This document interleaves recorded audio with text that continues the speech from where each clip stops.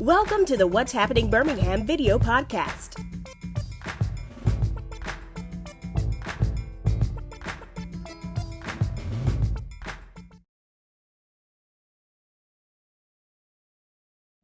Hello everyone, this is Jarvis Scott with What's Happening Birmingham. Today I have the honor and pleasure of having Miss Tiffanie Thompson of the City of Birmingham Mayor's Office on today to talk about Parties for Progress. I know a lot of you all have seen my advertisements for it on either the email blast, website, or social media, so I want to bring on the expert, and this person is the expert, Miss Tiffanie. Miss Tiffanie, how you doing this afternoon? I'm doing well, Jarvis. How are you this evening? Well, this afternoon. Great. So I wanted to bring on to explain a little bit more of the details. So we about to get in the weeds, literally no pun intended, about the details behind this great program. So what was the purpose for Parties for Progress?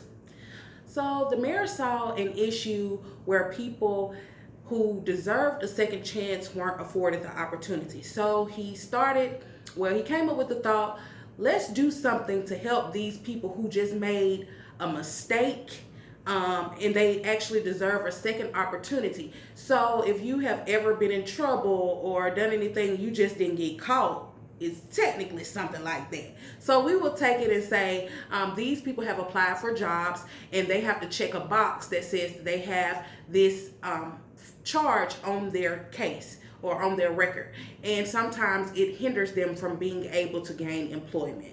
So we wanted to make sure that we alleviated all of those barriers to block people from, being able to gain a good job and a good paying job just because they made a mistake. So I think that's where the idea came from. Okay, so will the parties be on open or closed cases, and will the records be sealed?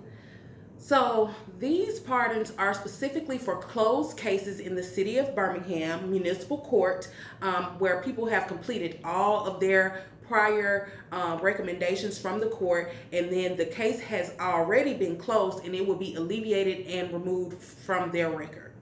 All right, and how many years does it go back? It goes back however long the charge goes back to. So there's no cutoff, no end time. So if the charge is 40 years old, we can go back 40 years. If the charge is 15 years old, we can go back 15 years. So however long you have had this charge on your record, we can go back that far and have it alleviated. Okay, what types of convictions will be included in the pardon? So this pardon is for possession of marijuana or possession of marijuana paraphernalia in the second degree, which is a Class A misdemeanor. And like I said, it is basically possession of marijuana or possession of marijuana paraphernalia. So I'm just caught with a blunt in the car. Correct. Oh, okay. Correct. I know when y'all watching. I have a bad as weed, y'all. Just a blunt. Yeah. Marijuana used for your personal use is basically possession of marijuana. Okay. So how many pardons can one receive? So if you have both charges, possession of marijuana and possession of marijuana paraphernalia, both charges will be included in your pardon. If you have just one or the other, we will make sure we pardon the charge that you have specifically on your record. So what's the process after I apply for the pardon? So what you would do is to go online to www.pardonsforprogress.com and you would print off an application.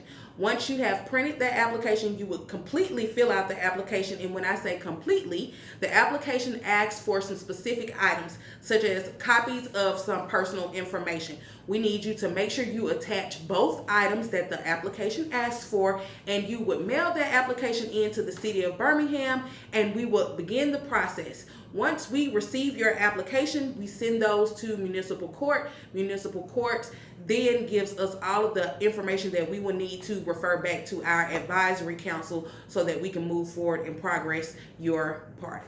So the application takes around 6 weeks? Takes about 6 weeks to get everything back from municipal court, reviewed by the advisory council, and then for us to communicate back out to you. So yes. Okay. Now, will the pardon include a refund of court fines or court costs?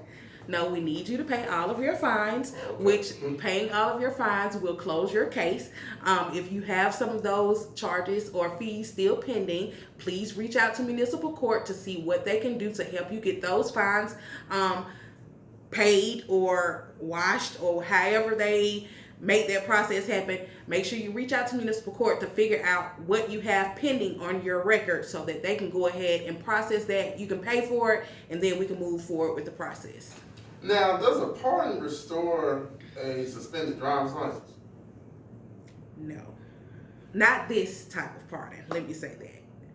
Okay. This type of pardon, again, it's only for those people who have been caught with a blunt, as you referred to earlier, or possession of marijuana, or possession of marijuana paraphernalia. Okay, well, since we're on the subject of blunt, we at the tip now. That we call the roach. Some of y'all know what that means.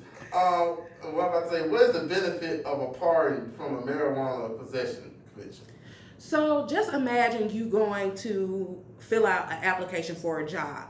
Okay. And you get down to the box where it says, check here if you have been convicted of a whatever. You have to check that box. Sometimes people feel like, one, should I hide it? Do people even remember? I don't know how long it's been on my case, so I don't know if it's gone or if it's not. But just the thought of having to check a box, which would technically be some type of disqualifier possibly for a job, we would want to alleviate that. So no one is pressured to have to check a box. We want to remove that worry when you go into the job so that you can really just be focused on you getting the job and doing your best on the job. So that is our goal. So what's been the success stories so far from some of the applicants that's applied for? So one of our applicants, she received a pardon. However, at the same time she was receiving the pardon, she gained a job. And so she kind of felt like she needed to go back and let her employer know that, oh, I did have this charge, I checked the box, but now I have been pardoned. But she was kind of stuck between a rock and a hard place. Do I let her know, or do I just let it slide and I just get my certificate and I keep it pushing? So it was just, for her, it was a comforting thing to know that she had done it, and she really wanted to let her employer know.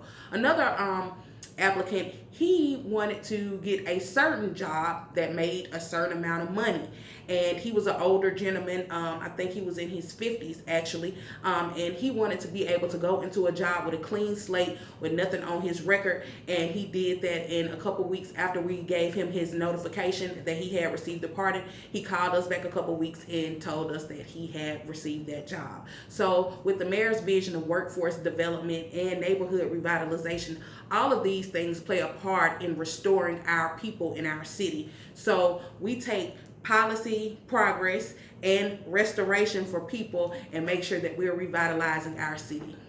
Okay. Anything we have not covered you want to say about this program, since you've been working in the weeds? Well, I have a team of people who help me with the program, but I do want to say that applications are open. We are taking those applications. We are trying to reach a goal, and we hope that you all would share this information with someone to let them know that this opportunity is available for them. Right now, we have been the only city who has done this type of program, but right now there's a bill in the state of Alabama legislature where they are trying to remove these barriers as well. So I don't know if we pushed this conversation to a broader audience and someone took the pitch and ran with it to write a bill for the state legislature, but we hope that this Pardons for Progress program will build our communities, build our people in our communities, and alleviate the problem of having to check a box when you go to a job just because you made a mistake and you deserve a second opportunity. All right, well, Tiffany, thank you for coming on today. I want to say special thanks to Mayor Randall Woodfin for coming up with this program to give people a second chance, because we all know, we all young people, we have all made mistakes in our past, right, and we all have just wanted to get a little high and we got caught. But this gives us a chance to get a fresh start. So you all, please check out Pardons for Progress. What's that website again? www.pardonsforprogress.com. We look forward to hearing from you all soon. All right, well, Tiffany, thank you for coming on today. Thank you, Thank you all for watching this video. Please check out what'shappeningBirmingham.com for more videos, and don't forget to subscribe to my YouTube channel. Thank you all again, and have a great day. Bye-bye. Bye. Thank you for watching the What's Happening Birmingham video podcast. Please check out our website, app, or subscribe to our YouTube channel for the latest videos today.